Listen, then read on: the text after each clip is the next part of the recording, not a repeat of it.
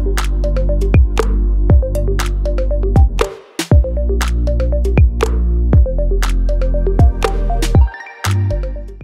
new political party was launched in South Africa called RISE Mzansi, and the leader is former Business Day editor and chairperson of the Rivonia Circle, Songezo Zibi. Hi, Songezo, and welcome to BizNews. Hi, Linda, and thank you very much for having me on. Yeah, I think you've since the party was launched yesterday, you probably had lots of interviews, but so can we start, just tell people again, what is RISE Mzansi? And I was quite interested in, there's a lovely song that you played, Not Yet Uhuru, which I thought was really catchy, and that probably summarizes well why you're doing this. Yes, RISE Mzansi is a call to action in simple terms. The name itself, RISE, means rise up, step forward, and participate in politics so that you can change the country for the better, because it is not going in the right direction at the moment, and all measurable metrics are getting worse, basically.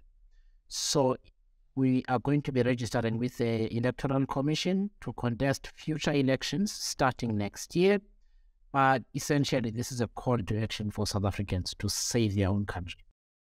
So what demographic are you targeting? Because if you look at the stats, so are you going for disgruntled ANC members, people who don't quite fit in the opposition parties that are out there now? Or are you looking for that, what apparently is more than 50% of people who are just not interested in voting anymore because they don't trust politicians? No, you know what? We've kind of understood the political problem we need to solve differently. And I think people are watching this will understand when I say there's something bigger that we've lost as South Africa. It is the sense that we can solve our own problems. Load shedding is really frustrating. And the reason it is because we don't think it can be sorted out. It doesn't look like it can be sorted out. Crime is really frustrating. It doesn't look like it can be sorted out. We don't know how to win or succeed at things anymore. There are so few success cases in the public sphere that you get a sense of what really is broken in South Africa. And so we're trying to do a lot more than just win an election. We're just asking the question, after these last 30 years of democracy, what has worked, what hasn't worked? How do we shape the next 30 years? And we fix the politics and the government while we at it. And therefore we appeal, actually really, to a cross-section of people, a truly non-racial support base, including farmers in the Northwest, African-speaking farmers in the Northwest, that much. Well, I looked at the comments on Twitter, and obviously, I'm not talking about the people who you're saying all horrible things on Twitter. If you can ignore them, people were asking, who is funding you? In other words, is there big business behind it? That's what they wanted to know. And people were saying, another political party, can that work? There are so many out there. So what do you say to those reactions to the launch of your party? So let's start with a number of political parties. So what we know right now, I think if you take all eligible voters together, they are about 42 million. In 2021, only 30% of them actually voted.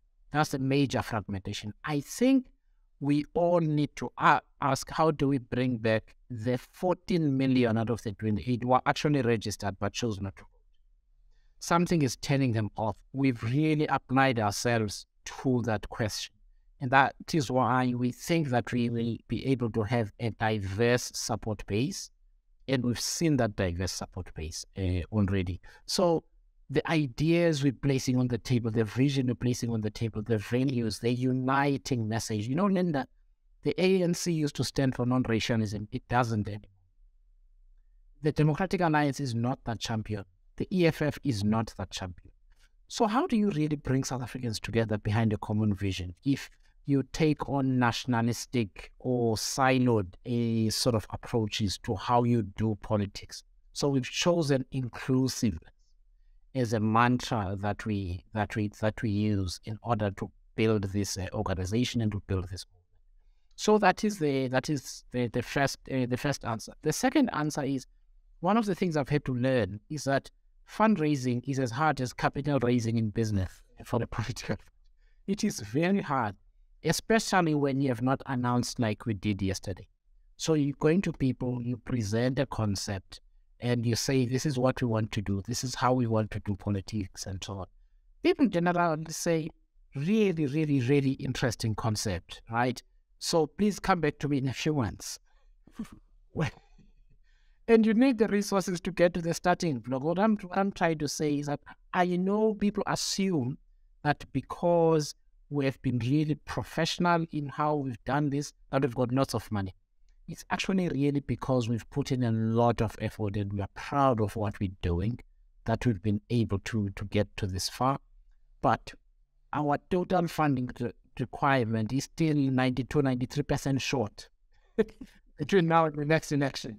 And that's a fact, because you can understand, I mean, the viewers of this conversation know that if you don't have a political track record or business track record, it's really difficult for people to fund. And now that people have seen the reaction, they've seen our ideas, they're beginning to say, okay, firstly, you're serious. And secondly, we like what you're saying, let's talk.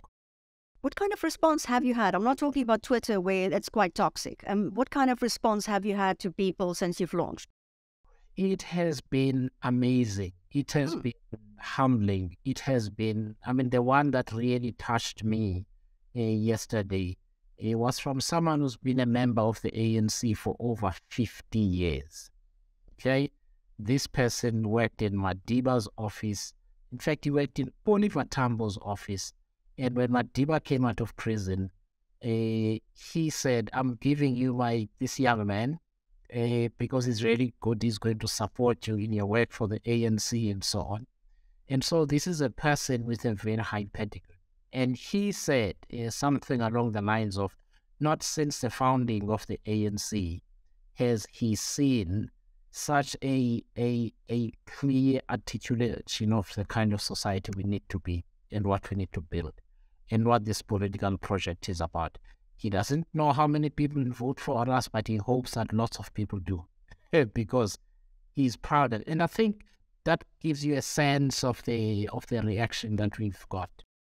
I'll tell you the reaction of somebody who knows you quite well. I can't give names. Said, but he was never interested in politics. They're going to eat him alive. And I was thinking, okay, so are you ready for that robust? I mean, politics are robust in South Africa, and it could even become violent towards the elections. Are you ready for that? Yeah, look, I mean, by the way, a lot of people don't know this, but I come from a very political family, extremely political family, since the 70s. And so I grew up with political activity. I was myself in the Pan-Africanist Congress and in AZAPO. So politics is not new, but we must talk about the violence. Actually, that's one of our biggest concerns. I think if we begin to show traction, as we are beginning to already, there a lot of people are not going to be happy about it because it threatens their interests and their positions.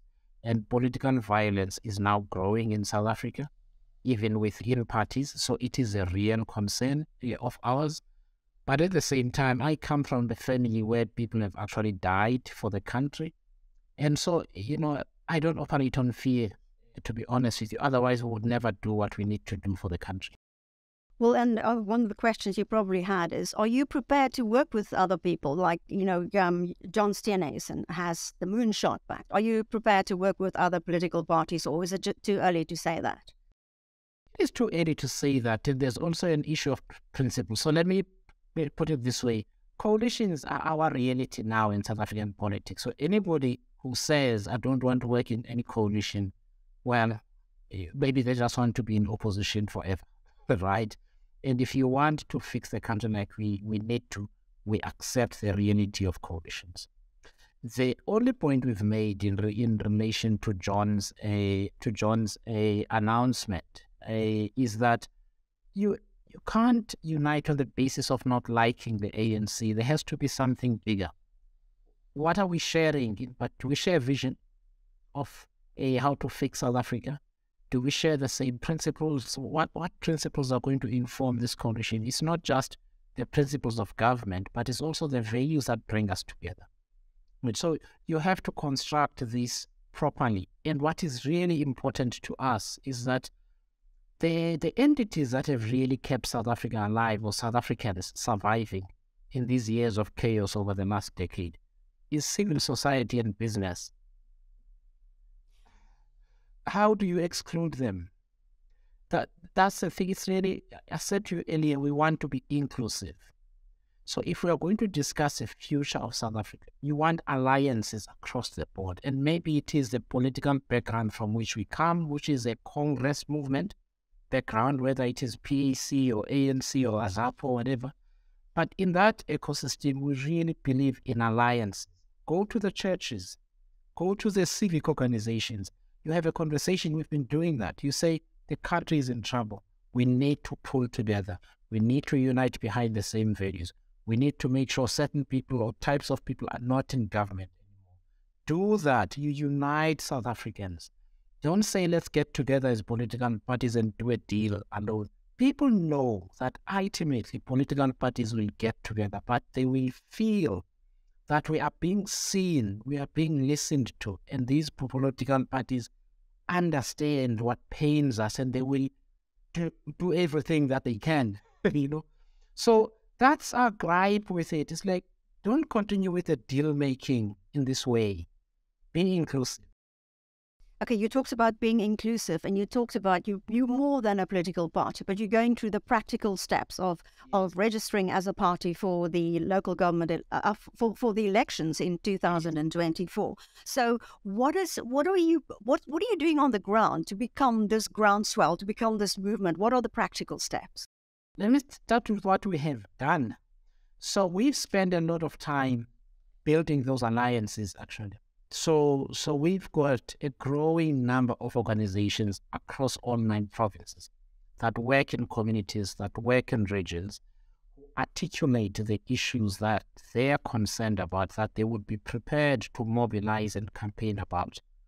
And therefore have signed up with us, with this effort. They've agreed to be in this loose alliance that we have built. And that is why we're starting a process that is going to culminate in a People's Manifesto in September, October. And the People's Manifesto is not just an airy-fairy document. We've published a framework document that says the Constitution is paramount, especially Chapter 2 of the Constitution, the Bill of Rights, is paramount, and therefore we believe in it. And that's where the values of the Constitution are, one. And secondly, we are going to construct a politics that unifies the country, that is inclusive, that is based on justice and freedom, so that we protect this freedom that we got in 1994, but also we are a just and fair society. And we believe these are the kind of principles that South Africans from all walks of life then can unite around. So you're going to have these, was it town meetings? For town hall meetings, yes. In fact, we've got 35 lined up between now and June. Across all 9 provinces, and then we're going to have another round of these. So our style is not to do big rallies. That's for election season. We are going to be very diligent to the concept of conversations in communities, 700 people, not thousands, so that as many people as possible get a chance to speak and express themselves. We also don't do these stages where we address people for 2 hours. Sometimes I go to meetings and I only get to speak once, and that is fine. We're starting a new political culture, which is don't boo. Have a conversation, right? Have a conversation. Say what your problem is. Say what solution you think is going to work, and let's work together to make it happen. It's that politics that we cultivate. Well, I want to ask you, you mentioned a little bit why you're doing this, your background, and when somebody said, is he ready for the nitty-gritty of politics? Just give us, why are you doing this? Because you're really exposing yourself. Why? What is your background? What made you feel in your heart that you need to do this? I think national service has really always been in my family. I'm not sure where it came from, but my grandfather was a teacher. My grandmother was a housewife. I mentioned that because I raised me. My mother was a parent, but my mother, all my uncles were in the struggle. Actually, one died in exile, in fact. And back then, there was no pay. You couldn't be in government in any case. and people didn't even know if they will ever be in government. But the concept of taking responsibility for the whole country and doing what you can has always been there since I can remember in our family. They have also been public servants, have worked in the government, all of them, actually. I'm the first person in my family not to work in the government, right?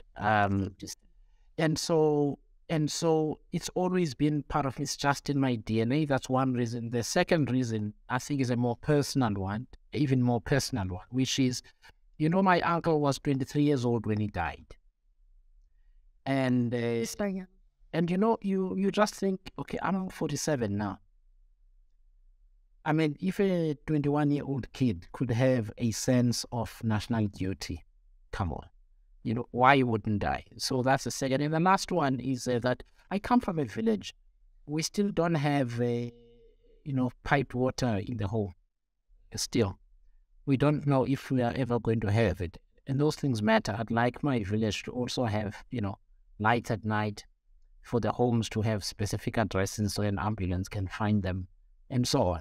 I want those things for my village. Well, that's what somebody told me. I don't really care who rules anymore. They just need to fix things. Is that what you're going to do? You're going to be Mr. Fix-It. That's what we need to do, but you also need to, one of the things we're really hoping to do as a political party is to say, politicians don't have all the answers. This belief that the government should fix everything, the government has all the answers, the government doesn't have all the answers.